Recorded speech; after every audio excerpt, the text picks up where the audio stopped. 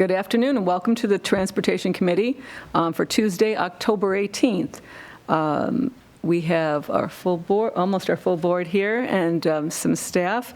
So I'd like to call this meeting to order right now.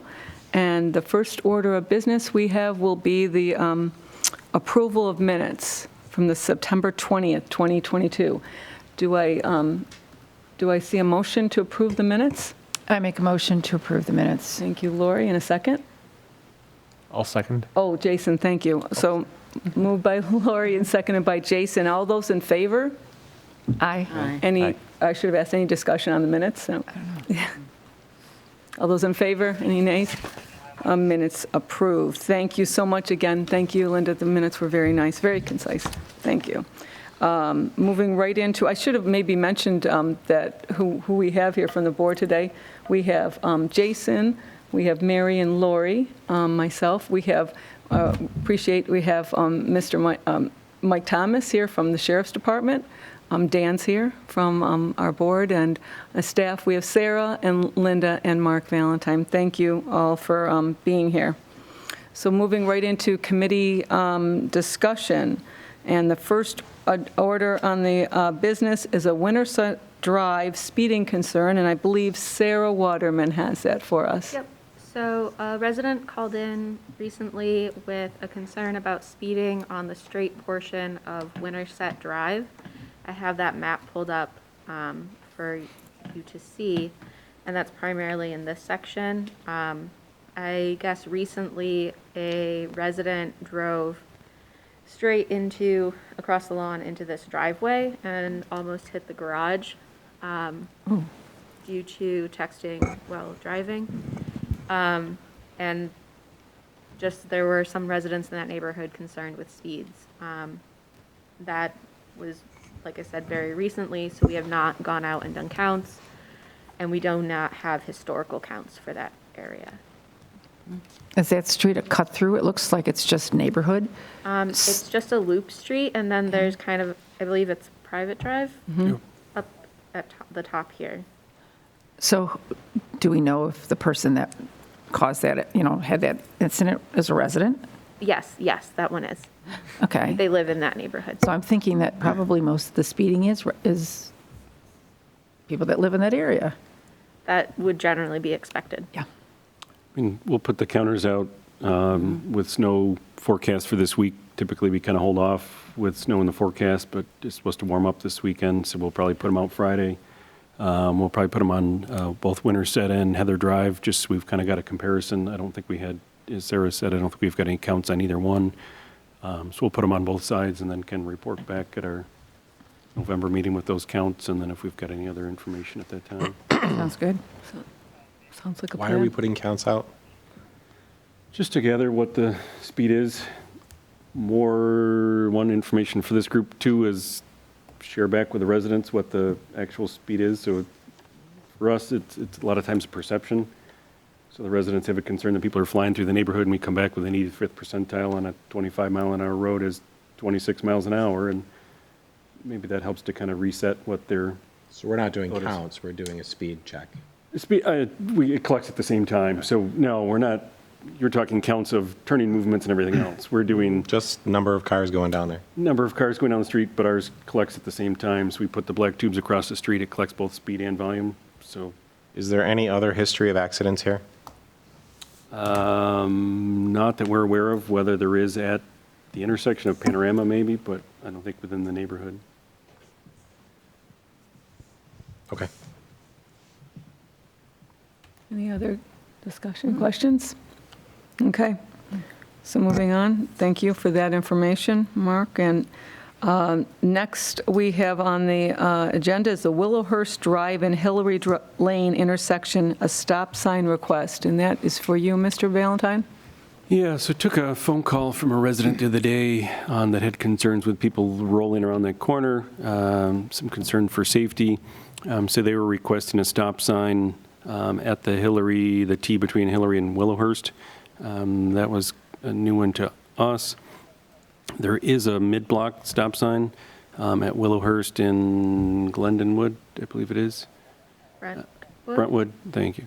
in the middle, but there is nothing at Foxbourne and there is nothing at Hillary at that T at either end, which is not atypical for being in a neighborhood either. So I think they just had a thought as whether the stop sign would help. Have not reached out to the sheriff's office. We'll, briefly spoke with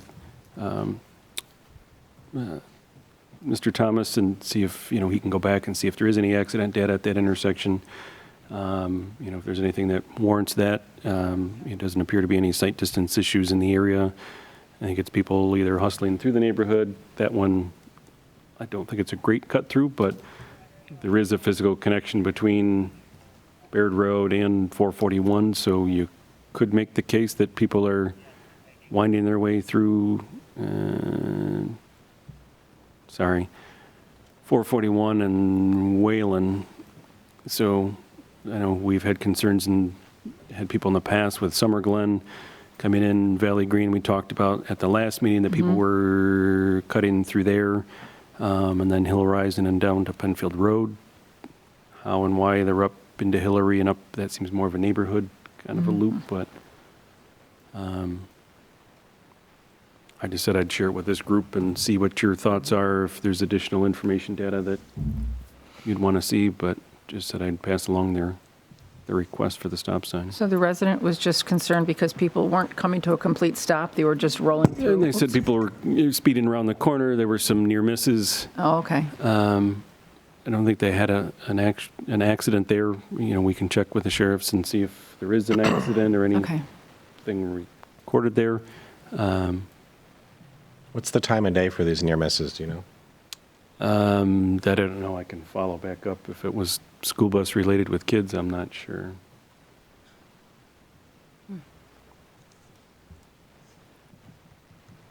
So after we, So we can go back, ask for some more information. We can look to see if there is any accident data, and then, again, gather some more information before the group makes a decision, but just figured I'd bring it, share it, and then see what else kind of information you'd want. I think that's a good point, the accident data and the time of day too, see when that's happening. And see, as we did talk about last meeting, if there is a correlation between the cut through from Drive time. And Wayland to...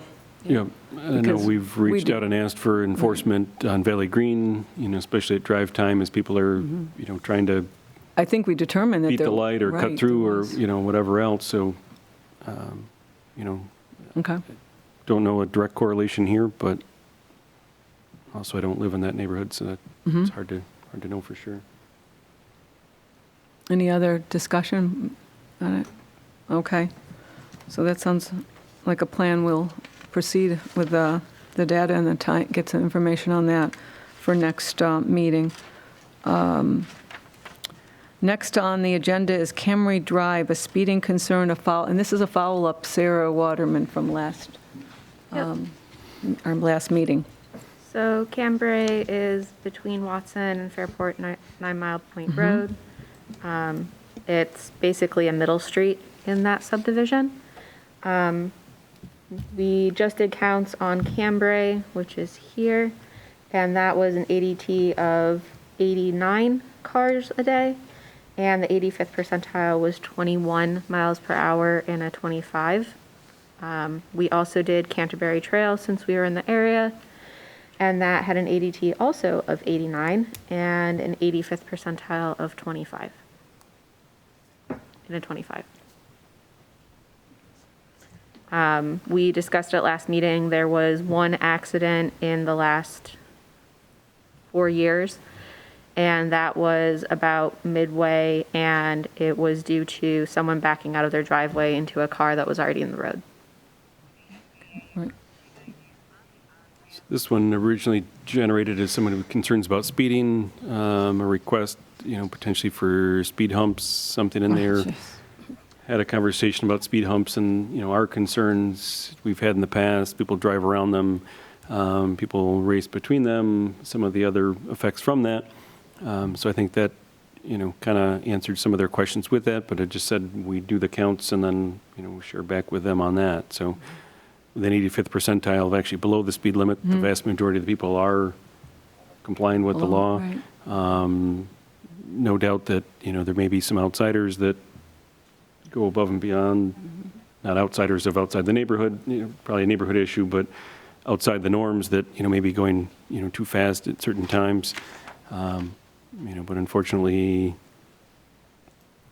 given those parameters and given that information and location, I don't see any other action needed unless they've got a certain time of day and a certain car or something else that could be followed up on, or, as Lori and Mary share in the past, that, whether they've got a neighborhood watch or a Facebook group or something that, it may often be a teenager or somebody within the neighborhood that is going above the speed limit, and if that information was shared amongst the neighborhood, then that may curtail some of that, Definitely. some of those issues. And Mark, also, did we discuss if there was a slow strip or anything? Or a possibility of a slowdown? I mean, we can go back and look. I'm assuming typically we have them as you come into the neighborhood. For here, a child at play sign, I don't think would be warranted. You're coming off of Watson, it's pretty clear that you're entering a neighborhood, you're entering a subdivision, so the expectation would be kids and families, and, it's not a surprise that there's, homes within this neighborhood.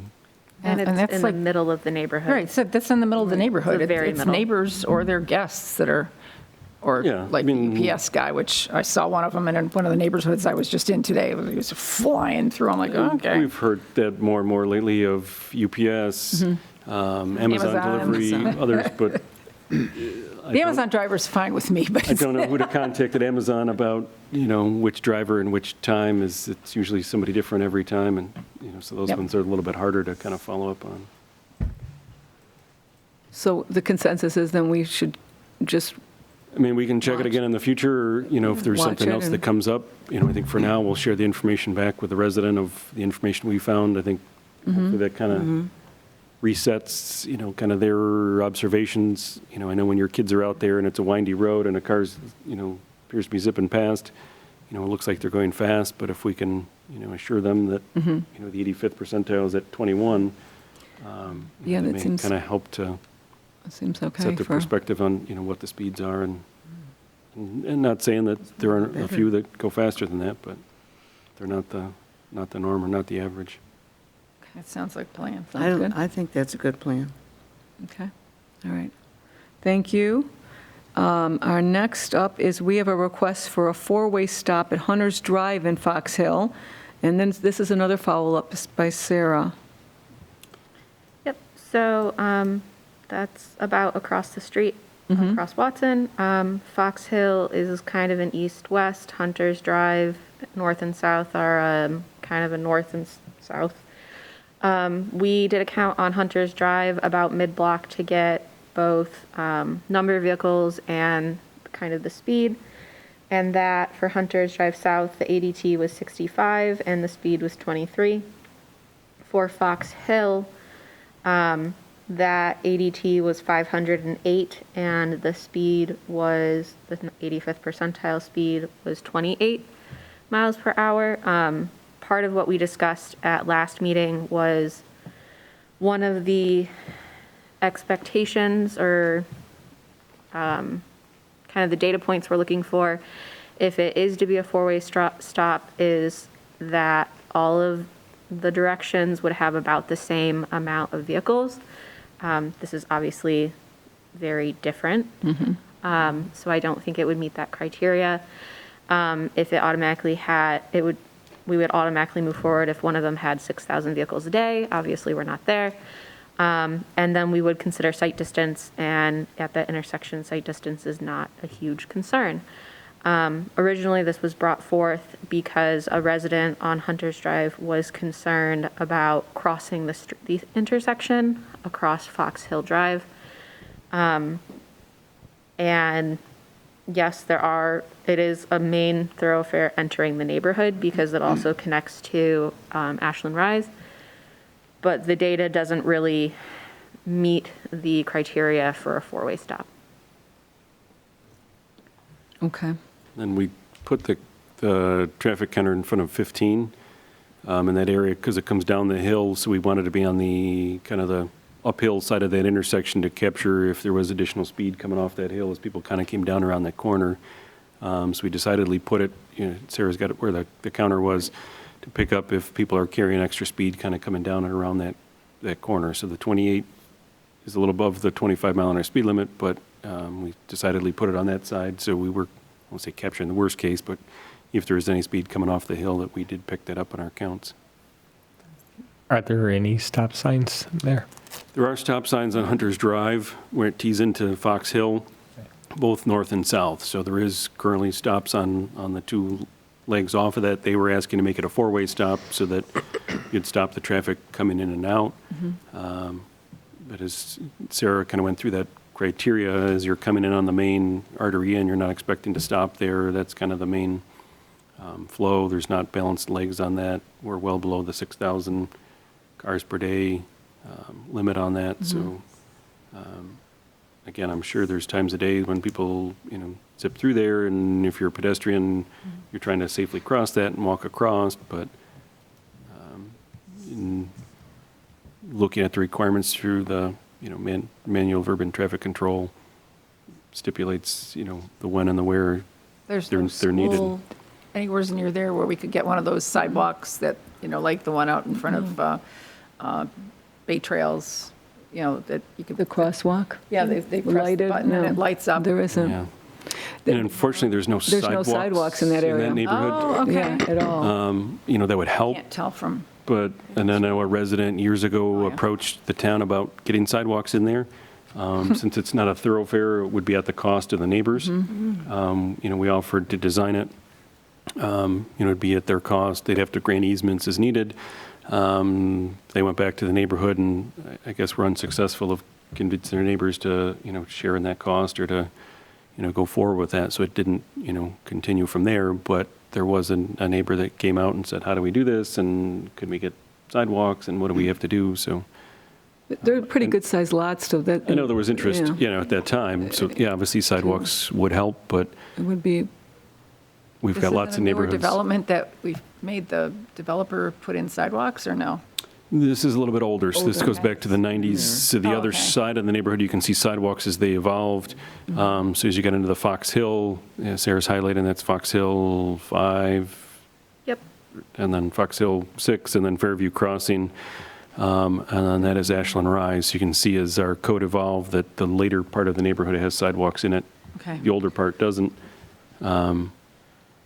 which is unfortunate, but Yeah. we've got lots and lots of neighborhoods that don't have sidewalks, and it's just not I can, economically feasible for the town to install sidewalks in all those. I can see what she's talking about when he says because it is a good, nice stretch to get in there. I mean, I've driven in there a number of times, and it does seem like probably if somebody's walking, they think that people are,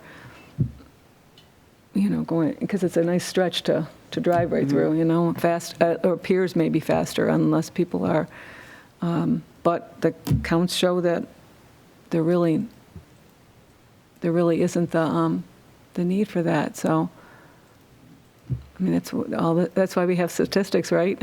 To show us what we should do. And should we keep this on a back burner as far as keep a watch on it, or? I mean, I think we can just, wait and hear if we hear anything that's changed in the neighborhood. That neighborhood's pretty much built out now. I know we kind of kept an eye as Ashland Rise was building, but that's done.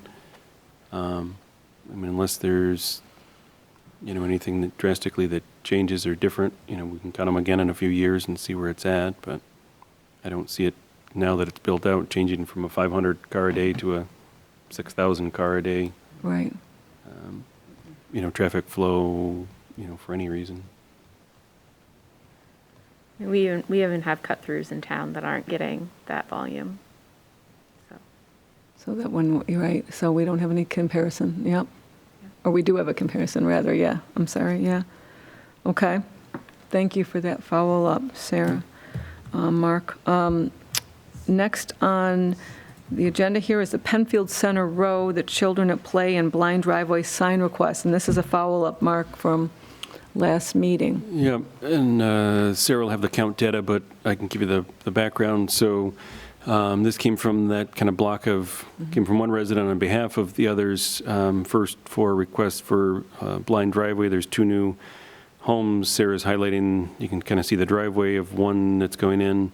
Aerial photo is a little lagging behind, but there's 2 new homes on that 1410 property.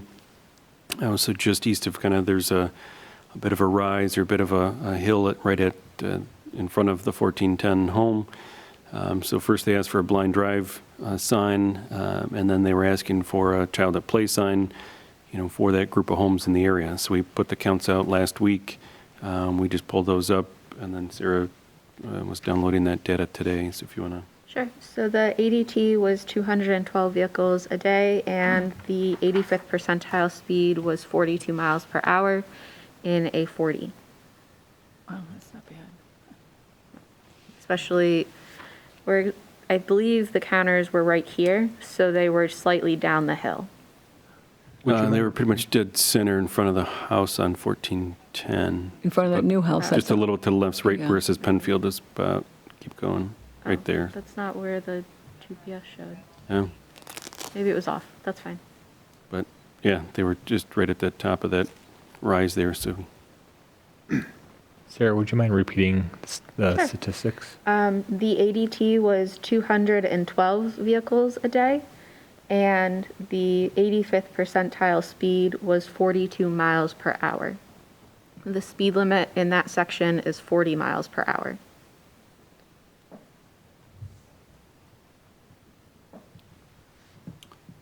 So then one of the other items that the group had asked for was the site distance over that hill. So we went back to the original site plan that we had signed off for those 2 houses. And to the west from those houses, they're both 460 feet is the site distance required, and both of them are right at the 460 feet to the west. To the east of that hump, the one is 1,000 and one is 1,200. So going east of those driveways, it well exceeds The site. that distance. The other 460 is basically right at the limit of what they would need for a minimum site distance in those areas. So I don't know if that would So they don't qualify for being a blind drive then? quite qualify for a blind drive, but I think, this group was talking last time is whether the children at play for this area. I think we did something similar on Northrop Road, just a little north to the west, is going from, more of a rural area, the homes sit back further to then these homes here that sit, closer to the road. You'd have, more opportunity for kids closer to the road that people may not anticipate.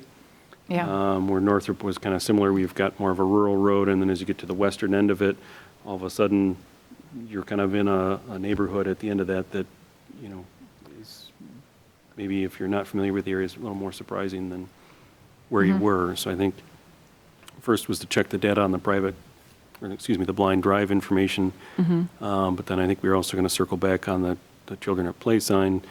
In this, while we don't, typically put it in neighborhoods that you would expect to have homes and a concentration of residential, this may be an area as you kind of approach from either side, the homes sit back, and then all of a sudden, you kind of come up upon a smaller collection of homes that, sit closer to the road and a little bit more That makes sense. suburban than. Where would you put them?